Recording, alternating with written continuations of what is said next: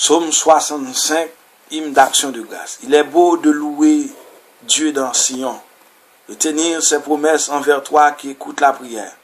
Jusqu'à toi vient toute chair, avec son poids de péché, nos fautes ont dominé sur nous, toi tu les pardonnes. Heureux ton invité, ton élu, il habite ta demeure. Les biens de ta maison nous rassasient les dons sacrés de ton peuple, de ton temple. Ta justice nous répond par des prodiges, Dieu notre sauveur, espoir des horizons de la terre et des rives lointaines.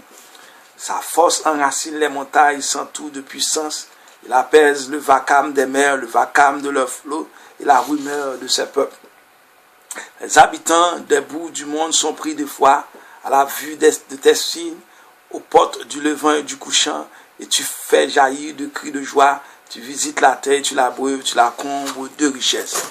Les ruisseaux de Dieu regorgent d'eau. Tu prépares les moissons, ainsi tu prépares la terre. Tu arroses les sillons, tu aplanis le sol, tu les détrempes sur les puits, tu bénisses les semailles.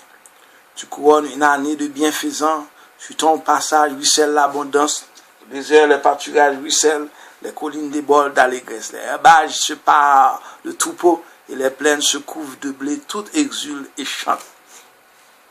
Délicieuse composition littéraire, souffle d'air printanier, poème sur les travaux des champs, oasis de fraîcheur, émerveillement devant les beautés de la nature, telles sont quelques-unes des réflexions qui viennent spontanément à l'esprit à la lecture du psaume 65.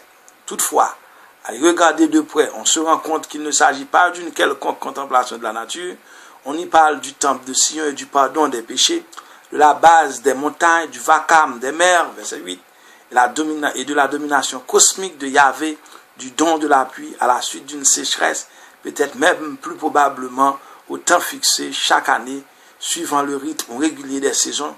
Aussi est-il possible de croire que le psaume 65 servait à célébrer la royauté de Yahvé au fil de l'année liturgique, particulièrement lors de la fête des temples. Du même souffle, nous abordons la question de son genre littéraire. Est-il un psaume d'action de grâce? On peut bien sûr le croire, mais attention, comme nous l'avons dit préalablement, c'est par respect des habitudes acquises que nous pouvons parler de psaume d'action de grâce. En effet, on sait désormais que l'hébreu, au lieu de dire merci à Dieu, préfère le louer. Par conséquent, il est préférable de considérer le psaume 65 comme hymne de louange, et plus précisément comme hymne de louange descriptif. De fait, on y découvre la structure des hymnes de louange, invitation à louer Dieu et les raisons qui motivent la louange. Premier tableau, Dieu dans le temple, versets 2 à 5. Gloire au Saint-Esprit de Dieu. Amen. Il apparaît comme sauveur. Dieu est loué là. Dieu pardonne là. L'intimité avec Dieu. Deuxième tableau, Dieu dans le cosmos, versets 6 à 9. Il apparaît comme créateur et sauveur. Dans l'histoire, dans la création, dans l'ordre cosmique. Troisième tableau, Dieu en Palestine, versets 10 à 14. Il apparaît comme agriculteur. Palestine, champ de Dieu, description géologique. Du chant, du maître de chant, psaume de David, la Septante a ajouté Jérémie et Ézéchiel au nom de David. Se basant sur cette addition, certains commentateurs datent de la fin de la monarchie, la rédaction finale du psaume dont les parties les plus anciennes remontaient à David. Par contre, des auteurs récents, Ravasi, Diller, n'hésitent pas à considérer le psaume comme une composition post-exilienne. D'ailleurs, il fait partie du groupe des psaumes 65 à 68 qui porte dans le titre la mention de Sir, S-I, accent circonflexe R, qui veut dire cantique. Il s'agit probablement d'une petite collection spéciale destinée à la liturgie du second temple.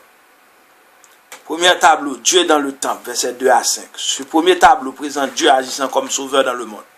Petit a, Dieu est loué là. Est-il opportun de le rappeler, vu que nous sommes en Sautier et Léoïs, Somme 42 à 83, Dieu est appelé Elohim dans le texte hébreu.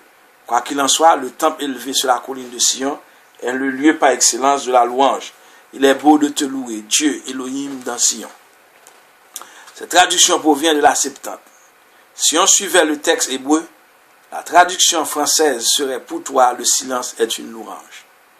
Les spécialistes de la spiritualité et les auteurs mystiques n'ont pas manqué, avec raison, de tirer profit de cette profonde sentence sur le silence. Aussi Thérèse d'Avila, Jean de la Croix, Élisabeth de la Trinité, etc. ont exalté la dimension silencieuse de la prière.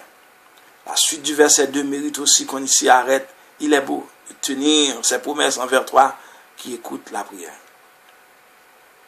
L'expression tenir ses promesses rappelle le chant de louange, Toda, qu'entonne en signe de reconnaissance le fidèle qui a bénéficié d'une intervention spéciale de Dieu et qui plus en est à ce grand Dieu qui trône sur l'arche de l'alliance. Le psalmiste s'adresse comme à celui qui écoute la prière, c'est-à-dire l'écouteur de la prière. Somme 4, verset 4, Somme 6, verset 9 et 10, etc. Petit b, Dieu pardonne là. C'est là, dans le temps où il réside, que Dieu voit venir toute chair avec son poids de péché. Ce verset 4 donne en bref la théologie du péché, désignée par deux mots différents, péché, awon, A-W-O accent circonflexe N, et rébellion, P-E-S-A, P-E-S-A. Ce dernier thème, rébellion, précise la nature du péché, qui est une rébellion contre le projet de Dieu, une déviation du droit chemin dans l'esprit du psaume 51, versets 3 et 4. En même temps, est décrite la dramatique situation du pécheur qui se sent écrasé sous le poids de ses péchés. La libération peut venir que d'une intervention du Dieu qui pardonne.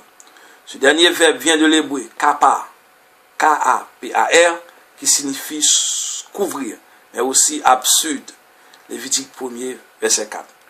Il faut la peine de signaler que de la même racine hébraïque, kapar, dérive kaporet, la plaque d'or couvrant l'arche d'alliance et servant d'escabeau au pied du Dieu qui couvre en absous ou absous les péchés. Ajoutons aussi que la même racine kapar dérive kippur, la grande fête du pardon, Lévitique 16.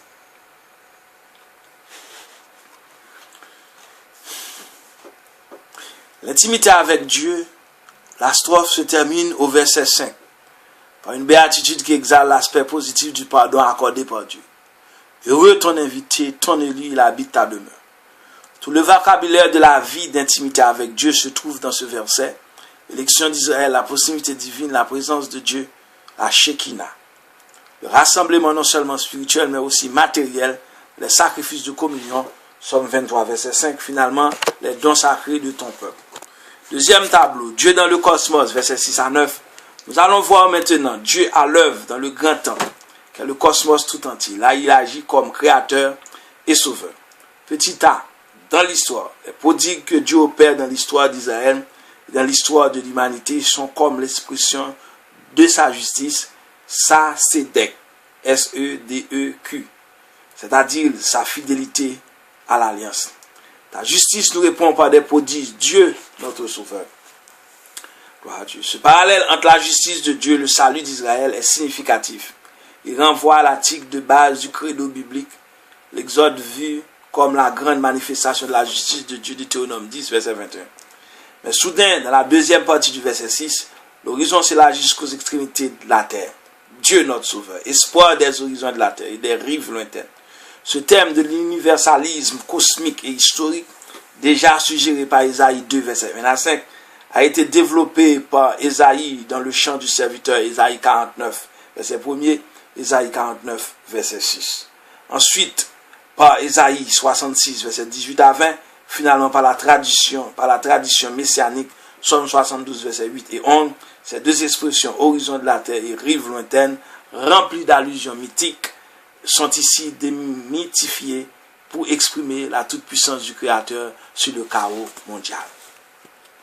Petit b, dans la création, les versets 7 et 8 brossent un tableau saisissant, haut et en couleur, de la lutte du Créateur contre le chaos primordial, et enracine les montagnes, apaise le vacarme des mers, fait taire le mugissement de leurs flots, réduit au silence le rumeur des peuples, contrairement aux sautiers qui emploient les pronoms de troisième personne dans cette éloquente tirade.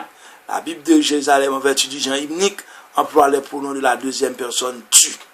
Petit c, dans l'ordre cosmique, la puissance du Créateur se manifeste dans l'ordre cosmique, la bataille contre les monstres marins, personnification de l'océan primordial, est désormais gagnée, verset 9, l'ordre de la paix règne d'une extrémité à l'autre du monde.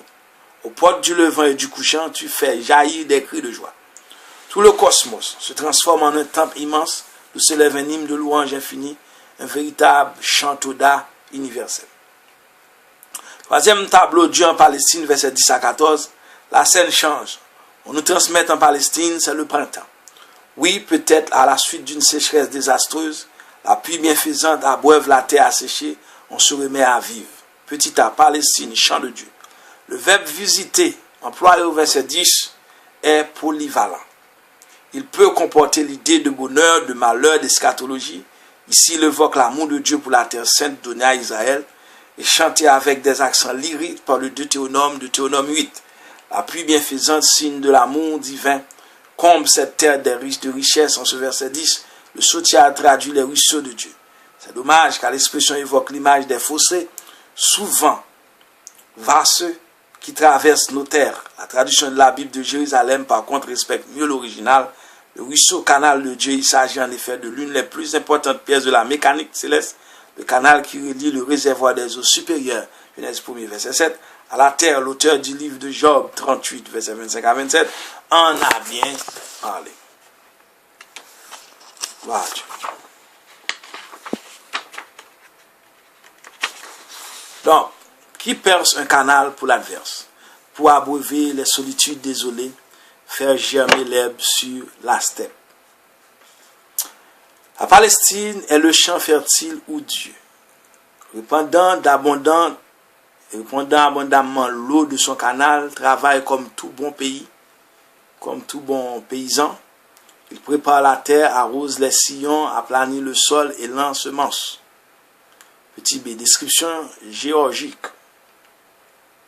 Le dernier verset 12 à 14 dresse un bilan poétique de l'œuvre accomplie par Dieu sur sa terre. L'abondance ruisselle de partout, les pâturages se parent de verdure, les collines crient d'allégresse, tout exulte et chante. La traduction chrétienne a fait du psaume 65 une relecture plutôt eschatologique. Elle l'a lu comme une description de la Jérusalem céleste dont l'unique temple est le corps du Christ immolé et ressuscité, où toutes les nations se rassemblent pour la vraie louange cosmique et éternelle.